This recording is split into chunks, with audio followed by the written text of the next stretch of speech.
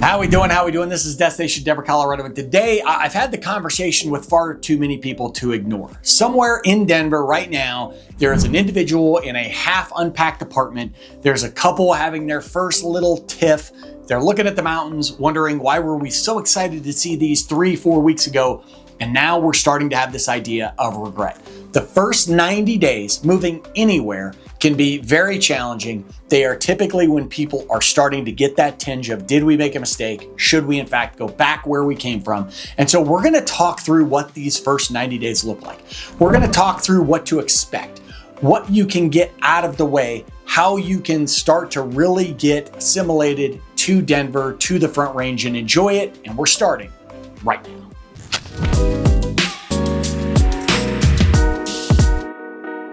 All right, this is Destination Denver, Colorado. I'm your host, Jimmy Everett. Listen, there's two things we do here. One, as a Colorado native and somebody who moved back to Denver in his adulthood and rebuilt a life, we're going to talk all things eating, living, breathing, and experiencing the Denver Metro and the Colorado Front Range. And two, as a licensed mortgage broker covering the entire state of Colorado, I'm helping people like you move here each and every day. So just know the number and email on the screen belong to me and me alone. I'm the person answering you if and when you ever need me. Now let's get to what we're here for, and that is a look at your first 90 days in the Denver Metro and what you should expect. So I'm going to launch with day 3 because from personal experience and talking to dozens upon dozens of people who have made this move themselves, the first couple days are just pure adrenaline. You're here, you're excited. Hopefully the sun's out, you're getting outside, you're exploring, you're doing the things as much as you can. Now, obviously, odds are you are also doing a lot of unpacking. So I'm going to suggest, like you would on any vacation, get your day 1 box set off to the side. Make sure you have your sheets, your toiletries, your phone charger, your computer, all the things you're going to need immediately. Make sure that is set off to the side. Now, why does day 3 tend to hit people? That's usually when they start to have that first tinge of, okay, this is real. It's a little spooky. What did we do? I'm going to tell you right now, again, after talking to dozens upon dozens of people, a lot of it comes down to altitude. It comes down to your body getting used to something that it just has not experienced before. Now, again, this is going to be different for people who are moving here from other high altitudes. But if you're coming from anywhere near sea level and you're coming to 5,280 feet, it tends to hit people, and it tends to hit people around day 3 or 4. And I am the first person to tell you that I used to kind of brush this topic off. I used to say, maybe you get some altitude issues for the first week or 2, but it passes very quickly. I've talked to some friends from this channel more recently where they're still 3, 4, 5 months into living in Denver, and depending on where they are, sometimes not even in the mountains, in Denver, where it's still impacting them. So I'm going to stress to you, even though you can Google it anywhere, drink a lot of water as you arrive here, roughly double what you're used to. Add an electrolyte pack. Give your body plenty to work with. Altitude dehydrates you faster than what you are used to experiencing, and altitude sickness a lot of times is impacted, or it's made worse by dehydration. It's not just water, but that's a huge factor. And listen, I don't know if you're a drinker. I don't know if you like a couple cold beverages, maybe an adult beverage. I'm just going to encourage you, as you get to Denver and as you're here for a period of time, try to take it easy on alcohol and try to take it easy on caffeine. Again, the way it's going to impact your body is different for a lot of folks. I'm also going to tell you, now again, some of you are going to be athletes, you're going to love adventuring. I'm going to tell you, again, if you're coming from sea level, you're coming from a low altitude, take it easy on the outdoor activities. You want to get out for a hike, you want to go adventure, I completely get it. Maybe don't schedule the 14er for your very first weekend here. Again, this is just feedback from people who have had a tougher time over those first few days. And really know the difference between some of these feelings. Normal adjustment is fatigue, it's mild headaches, it's light sleep, it's getting winded on the stairs. I mean, that really hits people. I have had plenty of people come out here. We go for what seems like a pretty moderate hike. They're in good shape, and it just hits them differently. The CDC says that it can take weeks, even months, not a few days, to get used to this. So just be prepared. There's a reason that you always see football players during a game in Denver sucking oxygen as they get off the field. It genuinely hits you. So again, first 3 days, just be gentle on yourself. Enjoy Denver, enjoy exploring, just don't go too hard.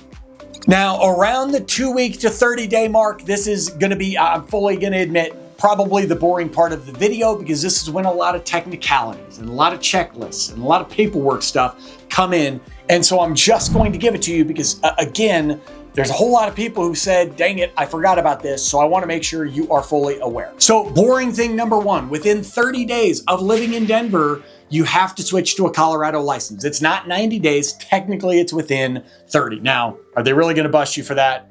No. But again, just something to get out of the way. So you're going to want to get on My DMV. You're going to want to book an appointment. You're going to want to get in there and knock that out. Now, DMV expects you to change your license within 30 days. They expect you to register your vehicle in Colorado within 90. That's where a lot of people get that 90-day rule. And that's where a lot of people get tripped up. Now, the other thing you need to keep in mind is that it's handled by the county motor vehicle office. It's not a state DMV, it's a county. So whatever county you're in, make sure you're checking that out and going to that specific office to get your car registered.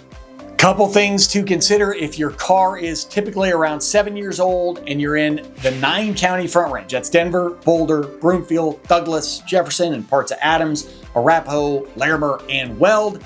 Get an emissions test first. A lot of times your vehicle is going to require it. Air Care Colorado is a good place to go to. There's a lot of test sites around. Takes about 15 minutes, costs about $30 on average. Newer cars and obviously EVs, you're going to skip that. But if your car's older, you don't have emissions, just get that knocked out. It's going to save you a lot of time. Now, when you go to the county office, bring your out-of-state title. Bring your proof of Colorado insurance, bring the emission certificate, and bring your proof of residency. Miss the 90 days, and it's $25 a month in late fees. No, it's not going to kill you. $25. But again, just something to get out of the way so you don't have to worry about it again. And here's the fun part I'll be pretty lighthearted about. Again, we talk about how dry it is here, and it is crazy dry going into this summer. So build your little dry air kit if you need one. Get the humidifier, get some good lotion, some lip balm, some saline nasal spray for the nosebleeds.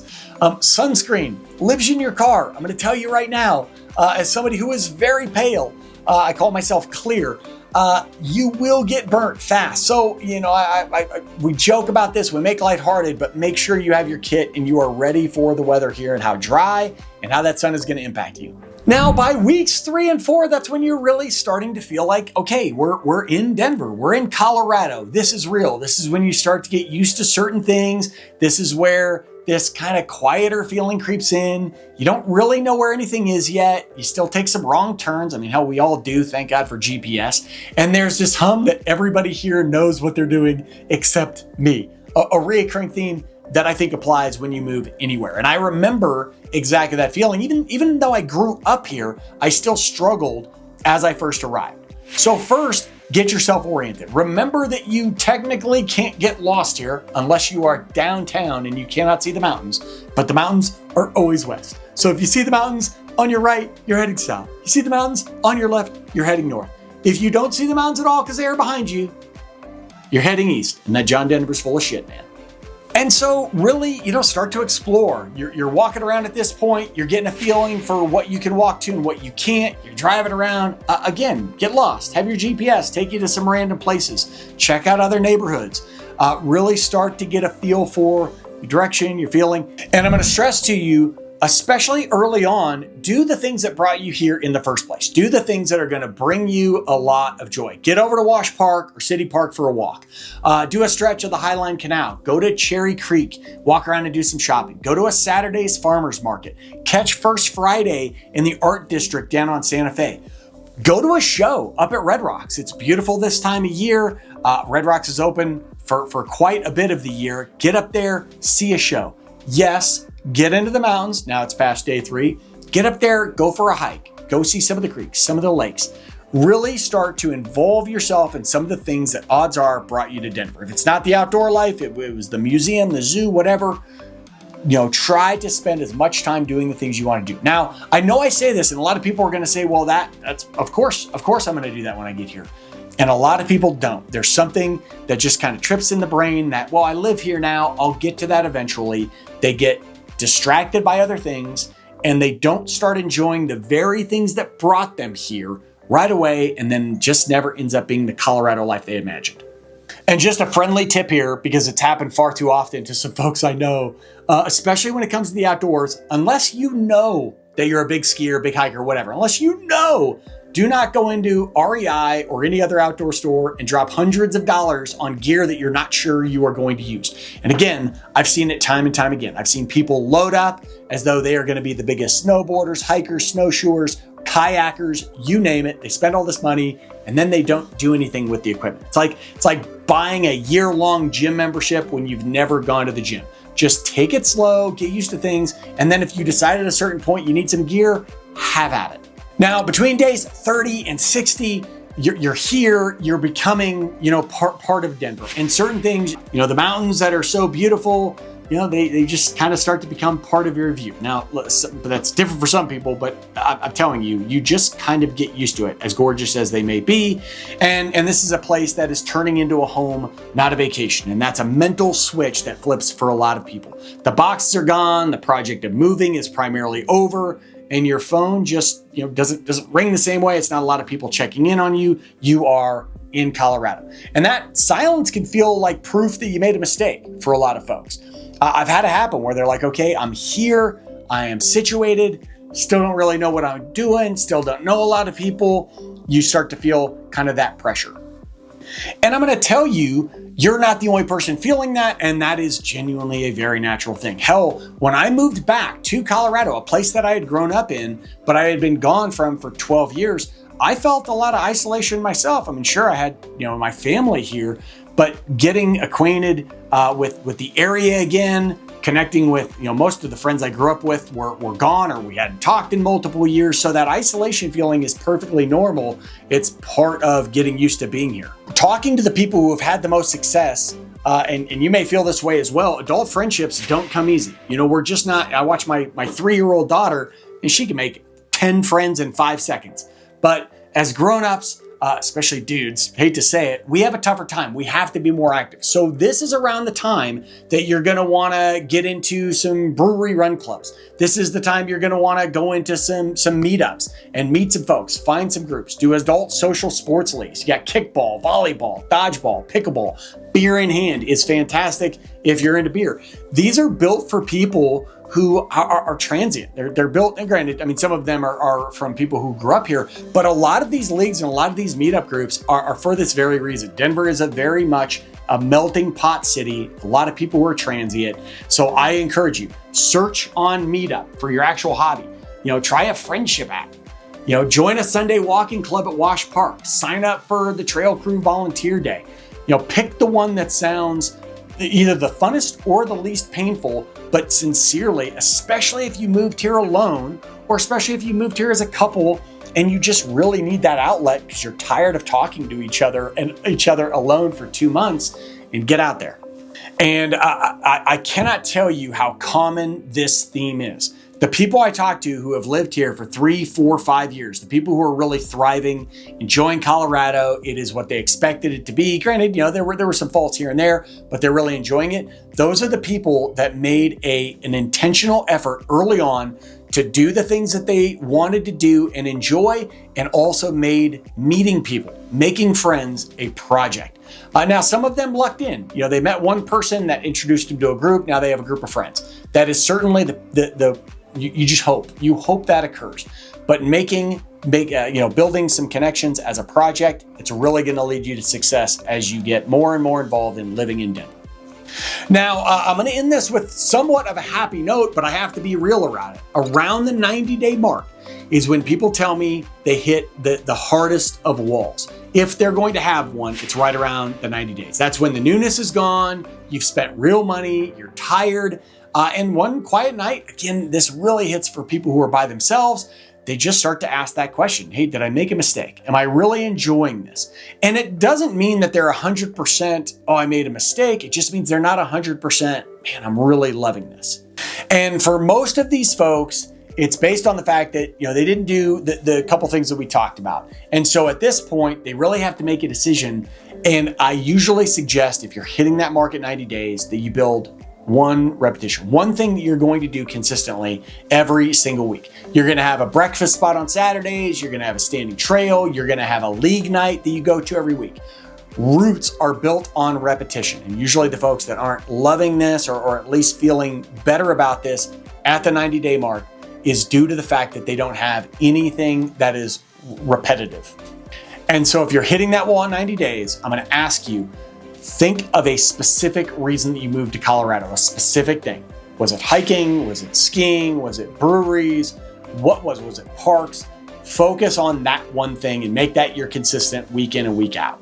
And also at 90 days, you are committed. You live here. So let's prep for it. If you are big on skiing, if that is something you're looking forward to and you're moving here in the summer or early fall months, start getting ready. Start planning for the idea that one, you're going to have to leave early on most of these treks up to the mountains to ski, get used to I-70 traffic as best you can, get the car ready. Yes, get your gear ready now if that is your thing, and start to give yourself credit for the things that you do know. Start to give yourself credit for the fact that you know where your favorite coffee shop is. You know where some of these good leagues are. You are getting a feel for what's around you, and it is slowly and incrementally building.